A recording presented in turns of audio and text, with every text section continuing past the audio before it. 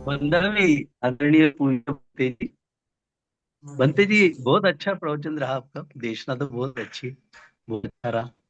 और सभी बनते जी बहुत अच्छी देशना देते हैं। हमें बहुत प्रियति धम्मा का बहुत गौरव होता है कि हम जुड़े इससे। बनते जी, छोटा सा प्रश्न ये था कि नए साल में जैसे हम जाएंगे एक दो दिन बाद, कल परसों, तो मुझे मैं चाहता था ऐसी दो तीन टिप्स दे दो आप। मतलब एक सीढ़ी, दूसरी सीढ़ी, तीसरी सीढ़ी, बस ये छोटी सी, छोटा सा ही बताइए कि ये हम जैसे इस नए साल में सत्काय दृष्टि पे काम करना है मुझे। जैसे कि सत्काय दृष्टि को मैं देखता हूँ तो देखूंगा उसको, और उसे किस तरह से कंटिन्यूअसली उस पर काम करूं और उसे कम करूं 2026 में। क्योंकि बाकी सीलवत परामर्श और जो दूसरा है विचिकित्सा, वो तो काफी कम है। मुझ में ऐसा लगता है आपकी प्रवचन सुन सुन के बहुत तैयार हो गया हूं अच्छे से। और साधनाएं वगैरह करके, विपणन शिविर करके काफी बहुत फायदा हुआ है, बहुत फायदा हुआ है। तो इसके ऊपर काम करना है मुझे नए साल में। ऐसा मैं मतलब प्रण लेके ही नया साल चालू करना चाहता हूँ। तो इस पे थोड़ा सा टिप्स दीजिए ना, बनते जी। बहुत बहुत धन्यवाद। हम्म। वैसे देखा जाए तो क्या है कि ये सिंपल भी है उतना, लेकिन कॉम्प्लिकेटेड भी उतना ही है ना।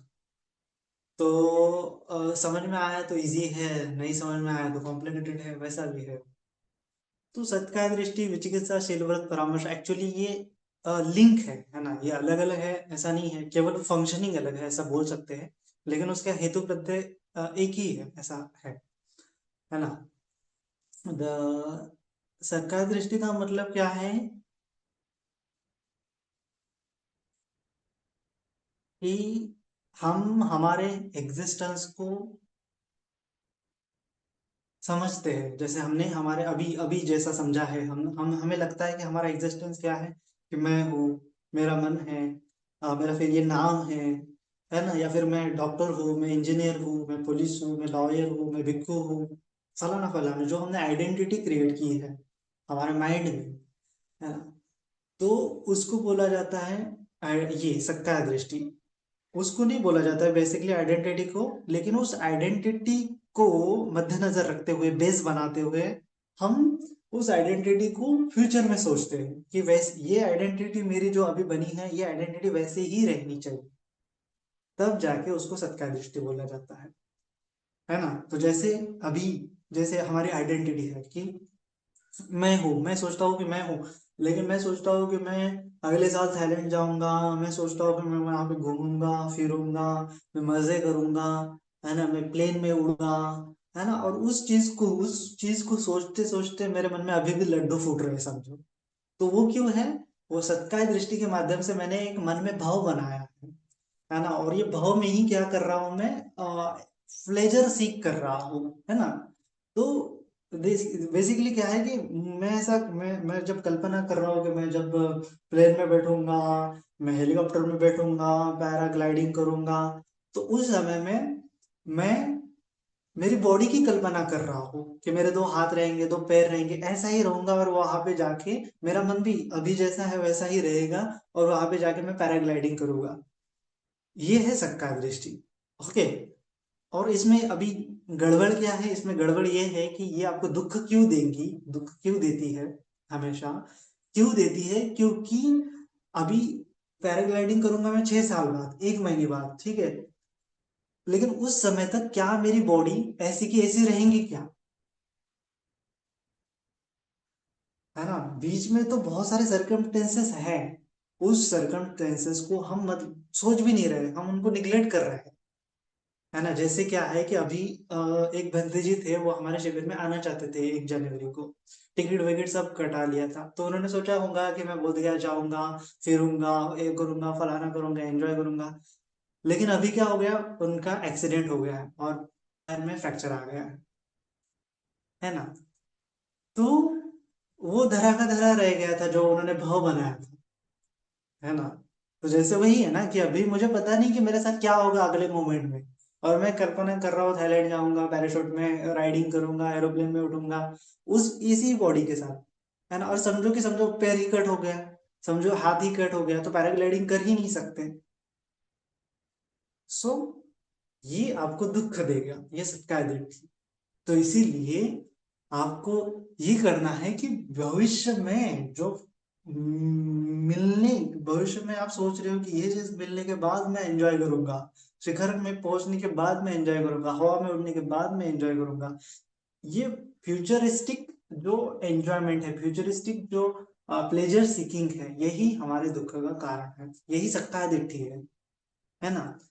इसमें गड़बड़ी ये है कि तब तक हम वैसे ही नहीं, वैसे के वैसे नहीं रहेंगे, या तो हमारी बॉडी चेंज हो जाएंगी या तो हमारा मन चेंज हो जाएगा, है ना, कुछ हो जाएगा बीच में ही, और तब जाके हम उस चीज को एंजॉय भी नहीं कर पाएंगे, जितना हम कल्पना कल्पना में ही एंजॉय कर रहे हैं वैसा नहीं कर पाएंगे।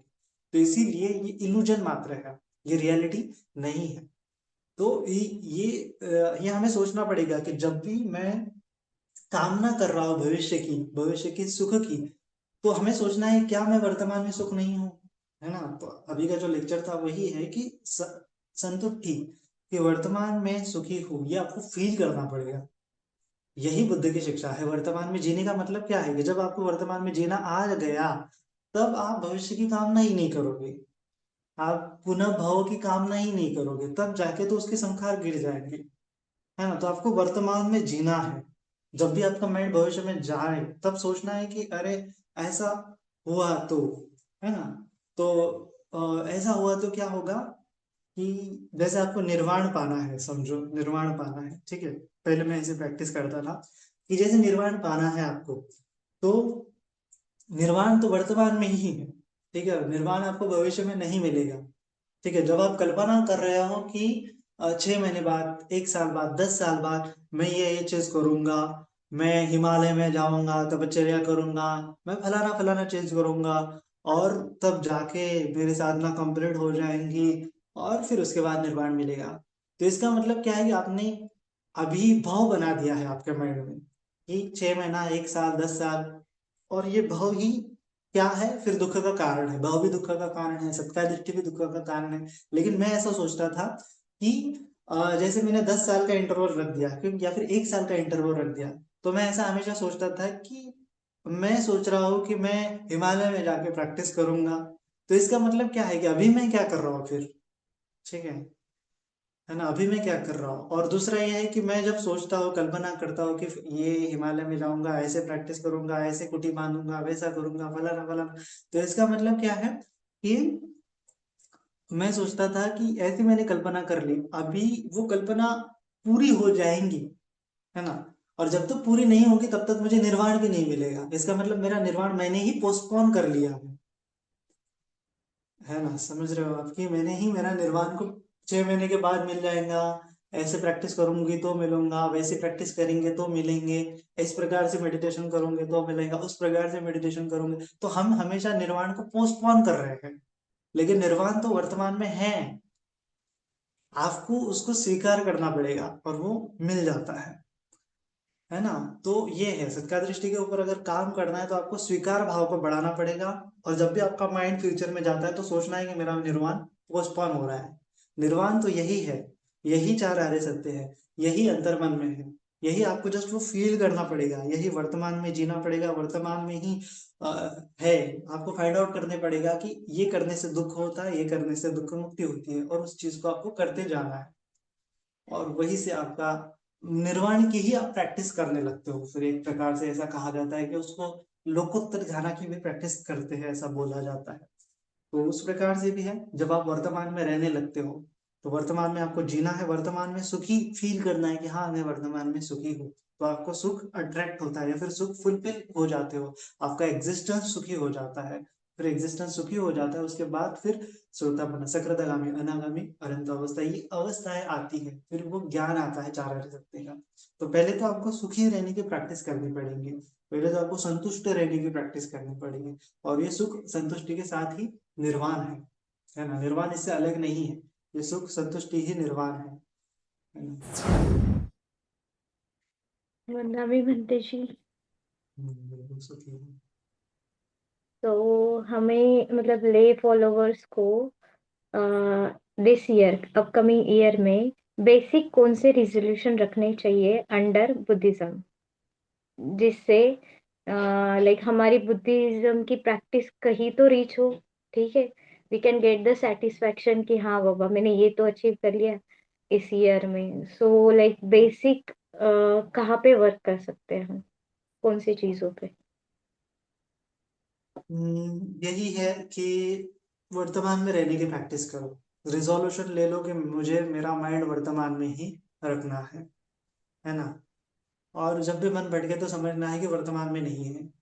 ठीक है, तो आपको वर्तमान को फील करते जाना है ज्यादा से ज्यादा। तो वही कायानुपश्यना है, जब आप वर्तमान को फील करने लगते हो। हम सांस को फील कर रहे हैं, इसका मतलब क्या है कि वर्तमान में है ना। जब हम वेदना को देख रहे हैं, इसका मतलब क्या है, हम वर्तमान में है ना। जब हम सुख संतुष्टि को फील कर रहे हैं, इसका मतलब क्या है, हम वर्तमान में है।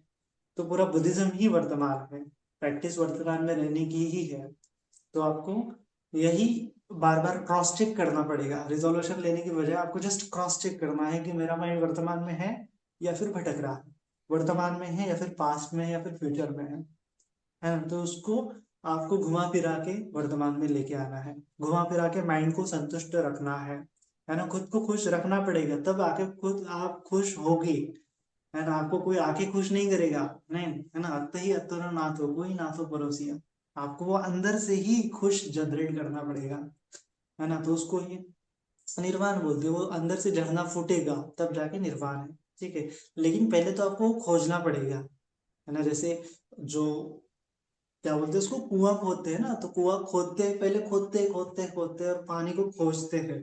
फिर अचानक से एक पत्थर मिल जाता है, और उस पत्थर को फोड़ने के बाद पूरा कुएं में पानी समा जाता है ना। तो पानी है वहां पे।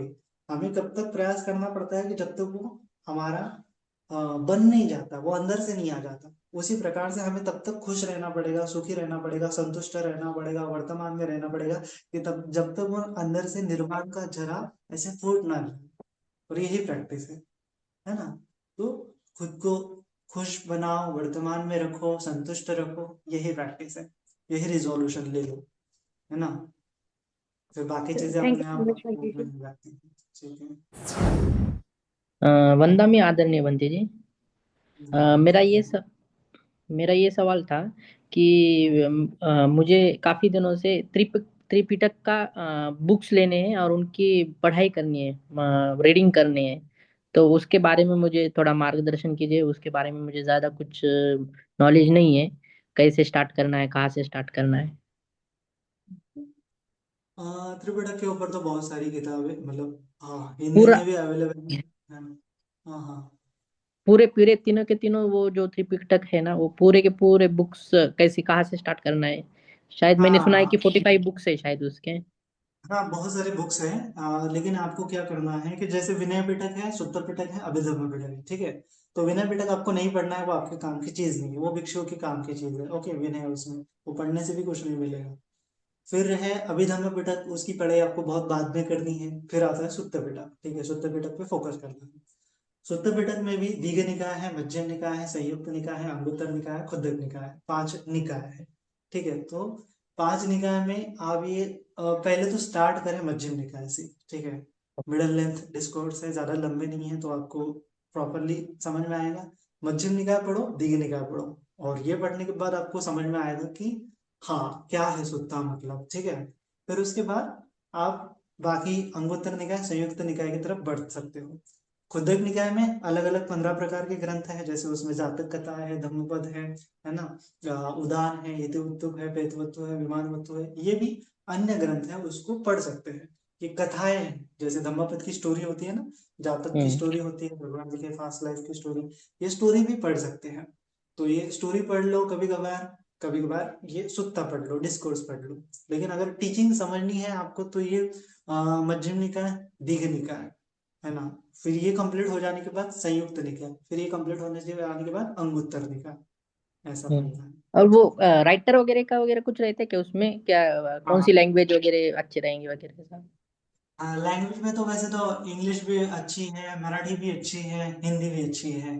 तो हिंदी में जैसे अपने बदंत आनंद कौशल्यानंद, विको जगदीश काश्यप, है ना, तो राहुल चक्रवर्ती, इनका जो हिंदी ट्रांसलेशन है वो ज्यादा ऑथेंटिक है, ज्यादा हिंदी माना जाता है, ज्यादा उसकी सटीकता से लिखा गया है, शब्द को ज्यादा फेरबदल नहीं किया हुआ है। है ना। और उसके अलावा स्वामी द्वारकादास शास्त्री इनका भी है, अच्छा खासा है ना, लेकिन उसमें थोड़े थोड़े शब्द इधर उधर हो जाते हैं, लेकिन वो ऊपर पाली लैंग्वेज में है और नीचे हिंदी में है, एक पेज में ही ऊपर पाली चलता है, ऊपर ऊपर ऊपर नीचे हिंदी हिंदी हिंदी चलता है। तो पाली के शब्द के साथ हमें पढ़ना है तो ये स्वामी द्वारकादास शास्त्री का अच्छा है। फिर इंग्लिश में है भिक्खु बोधि का है, और बहुत सारे तनिसारो भिक्षु वगैरह इनका भी है, तो इंग्लिश में भी अच्छे है। हाँ, और उसके साथ साथ मराठी में भी है। मराठी में माशा मोरे हैं, विवा राजवाड़े हैं, इनका भी अच्छा है। तो ये भी पढ़ सकते हैं, ऑनलाइन भी पढ़ सकते हैं, जो आपको सुत्ता, एक एक सुत्ता के ऊपर काम करना है, जैसे मूल पर्याय सुत्ता है, पहला सुत्ता है, या फिर सब्बासो सुत्ता है। एक सुत्ते लेना है, उसको पढ़ना है, हिंदी में पढ़ना है, फिर उसको जाके गूगल सर्च करना है, इंग्लिश में भी पढ़ जाएगा। फिर अगर ज्यादा समझ में नहीं आया तो यूट्यूब पे भी किसी भिक्षु ने उसका डिस्कोर्स दिया होगा, प्रवचन दिया होगा, वो भी पढ़ना है। तो ऐसे तीन चार ढंग से आप पढ़ लिया, फिर उसके ऊपर चिंतन मनन कर लिया, तब जाके आपको वो एक सुत्ता समझ में आएगा, है ना। ऐसे केवल पढ़ने के लिए पढ़ना नहीं है, उसको अंडरस्टैंड करने के लिए पढ़ना है, ठीक है, उसको ग्रहण करने के लिए पढ़ना है, उसको प्रैक्टिस करने के लिए पढ़ना है, तब जाके वो आपको अच्छे से सीख समझ में आता है। हेलो, वंदा में बनते। मंगल विषय। मुझे ये पूछना था जैसे फ्यूचरिस्टिक सोचने से सत्कार दृष्टि जो बनती है, तो फिर अगर कुशल चित्त से यानी दान के बारे में अगर सोचा कि बाबा मैं फ्यूचर में ऐसा ऐसा दान करूंगी, तो फिर ये तो योनिसो मनसिकार हो गया ना। तो फिर योनिसो मनसिकार और सत्कार दृष्टि, फिर इनका कनेक्शन मुझे समझ में नहीं आया फिर। यानी अगर अच्छा चित्त से अगर कुछ प्लानिंग किया तो भी फिर सत्कार दृष्टि यानी बढ़ने में मदद होती है क्या? यानी फिर वो कैसे कम करे? जैसे फॉर एग्जाम्पल पहले के जमाने में यानी बुद्ध के काल पे, जैसे कोई अगर एक आध भिक्षु को उपासक ने देखा, तो फिर वो देख के उनको बोलते थे कि बाप रे कितने अच्छे भिक्षु है, मुझे भी इनके जैसा बनना है। फिर वो वैसे संकल्प करते थे। तो फिर ये जो एग्जाम्पल है, तो फिर अगर उपासक या ऐसे नॉर्मल पर्सन ऐसे अगर सोच रहा है, तो फिर या यानी फिर उससे भी सत्कार दृष्टि बढ़ने में यानी बढ़ती है क्या? तो उस यानी फिर वो कौन से वे से सोचना चाहिए? वही है ना कि जब जब आपके मन में कुछ बनने की चाहत रहेगी, तब तक वो सक्काय दिट्ठी ही है, चाहे वो कितना भी अच्छा क्यों ना है। तो इसीलिए संयोजन है ना, सक्काय दिट्ठी विच्चु के साथ शीलवत परामर्श, उसके बाद काम राग पटिक, उसके बाद क्या है, रूप राग, अरूप राग, ये भी संयोजन है ना। ये भी निर्वाण में आने वाले संयोजन है कि जब आप रूप देवता लोग की कामना करते हो, अरूप देवता लोग की कामना करते हो, है ना, वो चाहते हो कि वो आप वैसा बनो, ये भी तो आसक्ति ही है ना। और ये भाव है, ये सक्काय दृष्टि के कारण ही भाव बनता है ना। तो लेकिन टूटने के बाद भी सात भाव रहते हैं, क्योंकि सात बार वो फिर से वो कोलैप्स होने के लिए लगना पड़ता है उसको। एक घाव में दगड़ नहीं टूटता है, उसको बार बार घाव मारने पड़ते हैं, सात घाव मारने के बाद फिर वो टूटता है।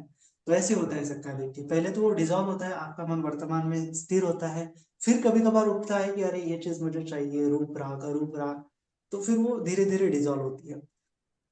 यही है कि जब तक आपके मन में कुछ बनने की चेष्टा रहेगी, तब तक सत्ता देती है। तो ये जब जो ले पर्सन है उसको लगता है कि अरे ये विश्व है, इसके जैसा मैं बनना चाहूँ, तो इसका मतलब अभी वो खाली है। मतलब जिस ये जो मैं प्रैक्टिस बता रहा हूँ, सक्का दृष्टि तोड़ने के बाद जो संतुष्टि की प्रैक्टिस है, एक्सेप्टेंस की प्रैक्टिस है, ये डायरेक्टली श्रोतापन्न लेवल की प्रैक्टिस है ना। कि ये ऐसा करने से आप डायरेक्टली श्रोतापन्न बन जाते हो। अगर आपको श्रोतापन्न बनना है तो इस प्रकार से आपको प्रैक्टिस करनी पड़ेगी, एक्सेप्टेंस सत्कारलिटी को खत्म करना है।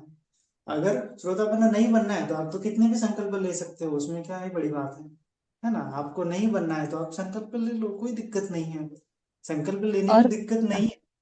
लेकिन दिक्कत इस चीज में है कि आपके भाव बढ़ रहे हैं, ऐसा आप जब सोच रहे हो कि ये पुण्य से मैं देवता गति में जाऊंगा, तो जब तक देवता गति नहीं मिलेगी तब तक तो आपको निर्वाण भी नहीं मिलेगा ना, क्योंकि वो तो बना रहेगा आपका भाव, आपके माइंड में वो संखारा बना लिया आपने, है ना। अच्छा, और जो और फिर अरंत हाँ और जी फिर अगर बोलिए। कुशल चित्त से अगर कुछ अच्छा सोच रहे, जैसे यूनिसो मन स्वीकार कर रहे कि मुझे शील पालन करना है, मुझे दानाति कर्म हम्म। करना है, तो फिर इससे भी सक्काय दिट्ठी बढ़ने में मदद होने वाली है क्या?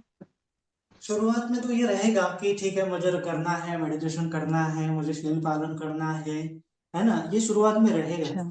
लेकिन आपको क्या करना है कि उसमें परिपूर्णता आनी चाहिए। परिपूर्णता आने के लिए आपको वो एक्सेप्टेंस के साथ प्रैक्टिस करनी है कि ठीक है, हुआ तो ठीक, नहीं हुआ तो ठीक। नहीं तो एकदम सप्रेशन के साथ आप प्रैक्टिस करते जाओगे, कुछ समय में होगा, नहीं होगा, आपसे ध्यान छोड़ दोगे। तो ऐसे ध्यान करने से मतलब नहीं है ना। आपके प्रैक्टिस में वो कंसिस्टेंसी चाहिए, वो फ्लो चाहिए, वो मध्यमता चाहिए, उसको ही तो मध्यम मार्ग बोलते हैं। तो आगे अब अभी वर्तमान में अगर आपको मध्यम मार्ग नहीं मिला है, तो वो भविष्य में जाके कैसे मिलेगा? भविष्य में है ही नहीं मध्यम मार्ग। मध्यम मार्ग मतलब वर्तमान में प्रैक्टिस है। ठीक है। तो अभी से अब तक तो आप तो वो करते ही आ रहे हैं ना, कितने कितने सालों से आप प्रैक्टिस कर रहे हो, करते ही तो आ रहे हो ना कि ऐसे शील पालन करना है, ऐसे दान देना है, ऐसे समाधि करनी है। लेकिन वो फुलफिल नहीं हो रही है ना कहीं। तो ये तरीका है कि उसको फुलफिल किया जाए। एक्सेप्ट कर लो, संतुष्ट रहो, और एंजॉय कर लो। मतलब वो आपको सुख डेवलप करना पड़ेगा। आपका सुख आपको डेवलप करना पड़ेगा। समाधि के माध्यम से बोलो, एक्सेप्टेंस के माध्यम से बोलो, संतुष्टि के माध्यम से बोलो, माफ करने के माध्यम से बोलो, मैत्री के माध्यम से बोलो, है ना, स्वीकार के माध्यम से बोलो, लेट इट गो के माध्यम से बोलो, त्याग के माध्यम से बोलो। आपको वो सुख जनरेट करना पड़ेगा। पुण्य के माध्यम से बोलो, पुनीत होने के भाव के माध्यम से बोलो। एनी हाउ आपको सुख पाने का रास्ता खोजना पड़ेगा, और जब आपको मिलता है उसको ज्यादा से ज्यादा करो। है ना, हुआ तो ठीक, फिर नहीं हुआ तो ठीक। हाँ, तो ऐसा है ये। हायर लेवल की प्रैक्टिस है, उसको बोल सकते हैं हम एडवांस लेवल की प्रैक्टिस। और जो अभी बिगिनर भी नहीं है, जो अभी शुरुआत भी नहीं की है, तो उनको संकल्प करने की जरूरत है कि अरे मुझे बहुत ज्यादा शील पालन करनी है। जो मेडिटेशन ही नहीं करता उसको सोचने की आवश्यकता है कि मुझे मेडिटेशन करना है। लेकिन जो डेली कर रहा है उसको तो यही गोल रहेगा ना कि मुझे निर्वाण कैसे प्राप्त करना है। उसका तो यही गोल रहना चाहिए ना कि मैं पूरी तरह से, मतलब वो आगे वाले लोकोत्तर ध्यान कैसे प्राप्त करूं। है ना, तो हमारा गोल भी बढ़ना चाहिए। वही गोल फिर से रिपीट हो रहा है, इसका मतलब क्या है ना। तो उसके ऊपर आपने प्रॉपरली काम नहीं किया। तो अभी प्रॉपरली काम करने का समय आ गया है, ऐसा सोचते हुए उसको इनवर्टली काम करो, अंतर से। अंदर से प्यूरिफिकेशन करने के साथ, चेतना को परिशुद्ध करने के साथ, एक्सेप्टेंस के साथ, संतुष्टि के साथ। ऐसे भी ट्राई करके देखो ना अंदर से। है ना, बाहरी बाहरी तो हमने बहुत प्रयास कर लिया, अभी अंदर से प्रयास कर लो। है ना, थोड़ा क्रिटिकल लगेगा, थोड़ा कॉम्प्लेक्स लगेगा, लेकिन एकदम आसानी के साथ, एकदम रिलैक्स माइंड के साथ देखो। है ना, हमें कुछ चीज को पाना नहीं। निर्वाण मतलब वर्तमान में ही है ना। निर्वाण मतलब क्या है कि एक्सेप्टेंस है। निर्वाण मतलब लेट इट गो है। दोनों चीजें एक साथ है, और वो वर्तमान में ही है ना। तो वो फील करना पड़ता है, तब जाके वो निर्वाण होता है। वो जब तक फील नहीं होता तब तक वो चलता ही रहेगा, हमारा कुछ ना कुछ कैलकुलेशंस चलता रहेगा। जब तक कैलकुलेशंस है विचिकित्सा है ना। जब फील हो गया तो कैलकुलेशंस करने की बात ही नहीं उठती, विचिकित्सा खत्म हो जाती है, कोलैप्स हो जाती है।